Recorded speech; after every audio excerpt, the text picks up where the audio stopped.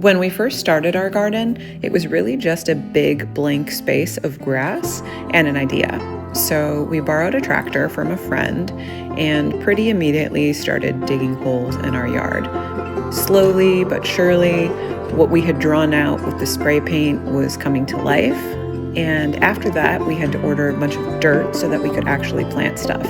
This required me taking the tractor and putting dirt all over the garden beds and then spreading it out for what felt like absolute hours. And it probably was. After that, we decided that we needed to get some mulch down so that the plants would have something to go into.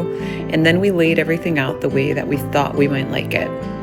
After that, it was planting. I planted and planted and planted, and it started to look pretty good.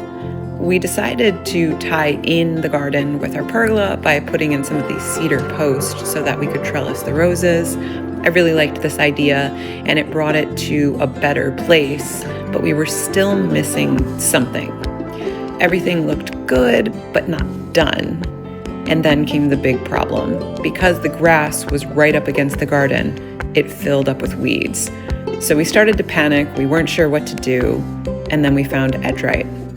We knew we needed some sort of edging to put into our garden, but we weren't sure what would work for us. This turned out to be the best thing that we could have found. We started by laying everything out kind of where we thought it would be. Everything comes really well packaged in the box, so you just open it up, pull them out, and then you can put them where you want them. Once we had everything laid out, it really gave us a good idea of what the garden might start to look like, and we got really excited. Up next, it was starting to put it in. They give you the block, they give you the hammer. Everything is super easy. You just put it on top and start tapping. And even with hard ground like we have, it goes in pretty easily. Once you have a piece in, you are going to need this connector, which is actually very cool. You just slide it over the first piece and the second piece and keeps them together really well and goes in super easy. You just tap it in. Not bad at all, and it keeps everything connected and in good shape. So we started working slowly but surely. We did this bed first. We have a lot of garden, so we continued and just worked our way around the garden. Honestly, it was sunny, it was beautiful, it was really easy to do. There were some sections where we realized the curvature of the garden needed these to be bent. It was extremely easy to do. We just put our foot on it, put a little weight on it, fixed it to exactly what we needed, and put it in the ground.